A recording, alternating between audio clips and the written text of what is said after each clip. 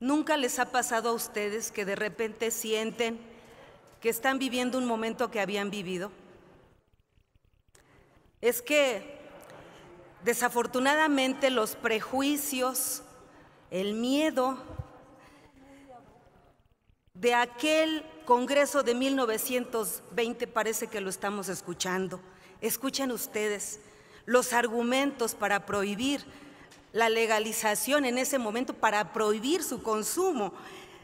Una de las manías más perniciosas de nuestro pueblo debe eliminarse. Así se describió la marihuana en una discusión previa a la legislación que convertiría a esta planta en un fármaco ilegal a lo largo del territorio nacional en 1920. Ese documento no solo eliminaría de la nación uno de los elementos medicinales más usados desde su llegada a nuestro país en el siglo XIX, sino que comenzaría una persecución y una serie de juicios malignos dirigidos hacia quien consumiera esta planta. La nación entera se llenó de odio irracional, como se hace cuando con prejuicio y sin razón se escandaliza sobre una planta que conectaba a México con sus raíces ancestrales en la adoración cultural que se tenía del acercamiento de su consumo con nuestra esencia y espíritu de nacidos en esta tierra. Esta persecución y estos juicios fueron dirigidos hacia quien la consumía. La nación entera después decidió también olvidar sus propiedades medicinales y creo, amigas y amigos, senadores, senadoras, pueblo de México, a nuestra sociedad grandiosa, que es tiempo de informar bien sobre sus realidades y de derribar filias y fobias a este respecto. Para entender este tan importante y trascendente tema que nos ocupa, estimo fundamental preguntar: ¿qué motiva la regularización del cannabis? La respuesta es muy simple. La Constitución Política de los Estados Unidos Mexicanos posiciona el reconocimiento y garantía de los derechos fundamentales como piedra angular del Estado de Derecho. Es por ello que nuestra Ley Suprema inaugura en su articulado, señalando que en nuestro país todas las personas gozarán de los derechos humanos reconocidos tanto en la propia Constitución como en los tratados internacionales de los que México sea parte, disponiendo además una serie de directrices y principios a efectos de lograr la plena vigencia de tales derechos. Sobre esta premisa sostengo que la preocupación por la regularización del cannabis parte del reconocimiento de un derecho humano que es el libre desarrollo de la personalidad, el cual, ante un sistema prohibicionista como el vigente, ve socavada su efectividad. Esto no es una mera opinión, sino un criterio que como grupo parlamentario en Morena compartimos con el Poder Judicial de la Federación, quien llegó a tal conclusión mediante la resolución de una serie de amparos que por vía de reiteración dieron origen a la jurisprudencia que declara inconstitucional la prohibición del cannabis contenida en la Ley General de Salud. Ahora bien, ciertamente el propósito inicial del proyecto es solventar un problema de inconstitucionalidad. Sin embargo, en el Senado de la República se ha decidido aprovechar el momento coyuntural para que el esfuerzo de las y los legisladores no se limite a eliminar una prohibición en torno al cannabis, sino a regular en materia en beneficio de la sociedad.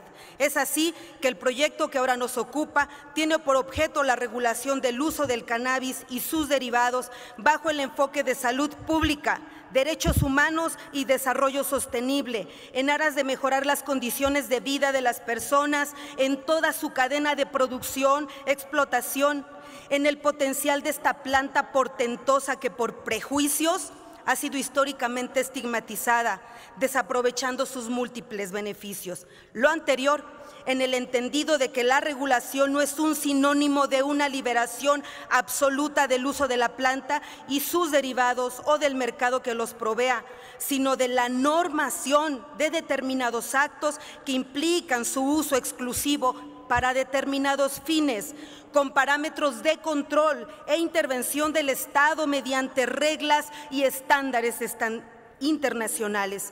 Por otro lado, este proyecto contribuye para solucionar el problema de violencia e inseguridad vinculado al narcotráfico que vive el país.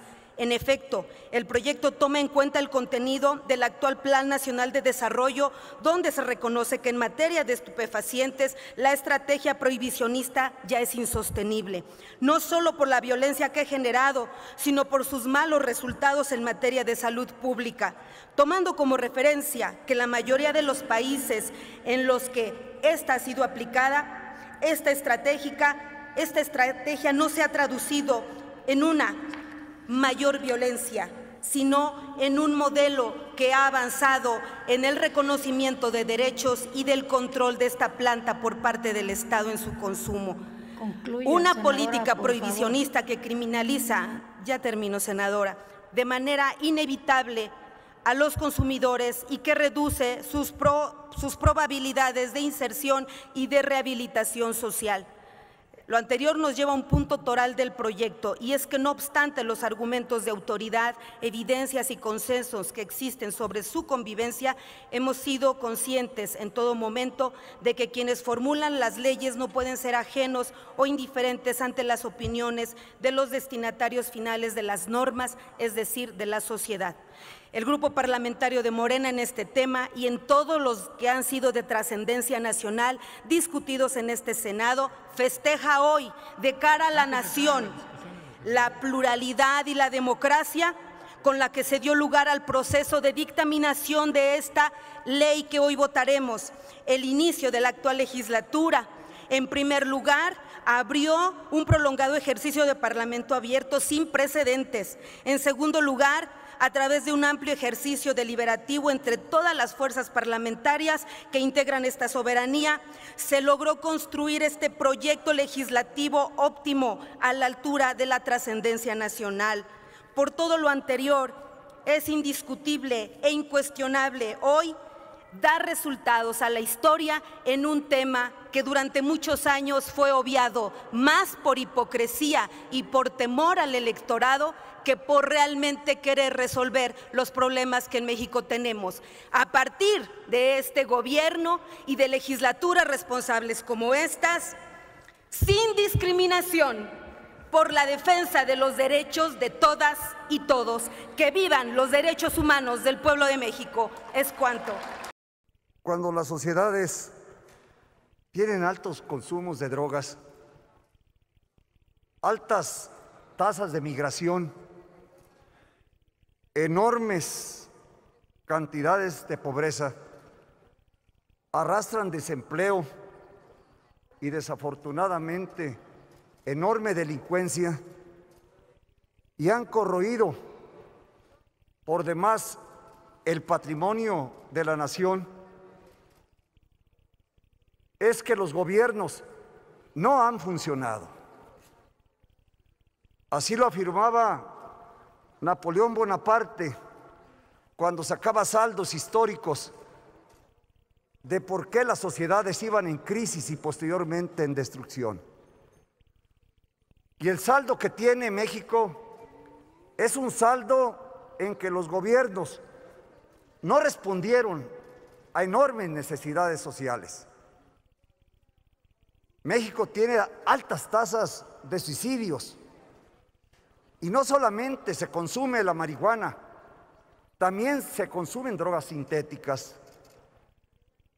También en las sierras de México se producen otro tipo de drogas como la cocaína. Y desafortunadamente, a veces se ve la paja en el ojo ajeno, pero nunca se ve la viga en el propio.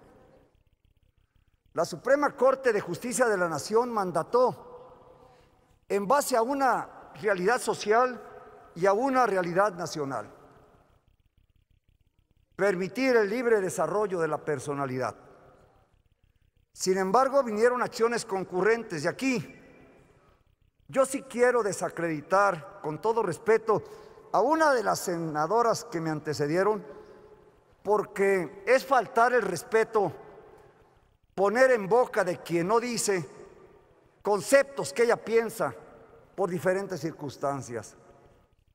No, el presidente no necesita bocas ajenas para expresar lo que quiere. El presidente tiene boca y conciencia propia para decir lo que quiere por México y para los mexicanos. Es momento en que no permitamos que nos enreden. El gobierno de la República está comprometida con la salud de los mexicanos. El día de ayer, con motivo de la ley para la prevención y el diagnóstico del cáncer, la enmienda la presentamos nosotros de Morena, con el fin de que no hubiera limitaciones de carácter presupuestal. Y el día de hoy, no juguemos al doble discurso. Morena apoya lo que el día de hoy estamos legislando. No podemos escondernos. Tenemos que darle la cara a la nación. Y es mejor obtener un resultado social y una opinión social dándole la cara a la nación y no escondiéndonos debajo de los escaños. Porque lo estamos haciendo de manera responsable. Lo estamos haciendo de manera responsable y vinculado no a una política de mercado, sino a una política social. ¿Cuándo y por qué se modificaron los artículos 27 y 28 constitucionales? Que vayan a la historia de México. Cuando se quiso arrancar al México social e incorporarle un México de mercado en el que se pensaba más obtener impuestos que traer beneficios a la sociedad. La discusión ha sido rica, enormemente rica. En México, óigase bien, se produce cannabis. En México, escúchese bien, se mercadea cannabis. Y en México, escúchese bien, se consume cannabis. Tenemos que enfrentar la realidad. Teníamos una desafortunada realidad sin regulación. Hoy tenemos regulación. Tenemos hoy en día otro tipo de vertientes que hemos planteado. El uso de cannabis para consumo médico y científico. También lo estamos abordando. Y también estamos tratando de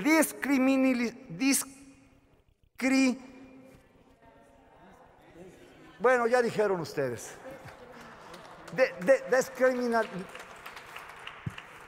Quitar la criminalización, y estar quitando el estigma de los marihuaneros a los que producen y marihuanos a los que consumen. Hoy no, hoy hay productores de cannabis, y habrá consumidores de cannabis, dándole la cara a la realidad social, no dándonos golpes de pecho con un lado y metiéndonos en entreveramientos que el pueblo de México no ve. Yo por eso aplaudo la gran discusión. Hay algunos que votan en contra pero quieren opinar en el dictamen. Eso no se vale. Si no se está con las reformas, que no se metan con el dictamen entonces, porque quieren meterse donde les conviene, pero donde hay responsabilidades tratan de evadirlas. Morena acepta su responsabilidad histórica y hoy en día no aceptamos ya la criminalización de la cannabis y sí aceptamos la libertad regulada del consumo de los mexicanos. Muchas gracias.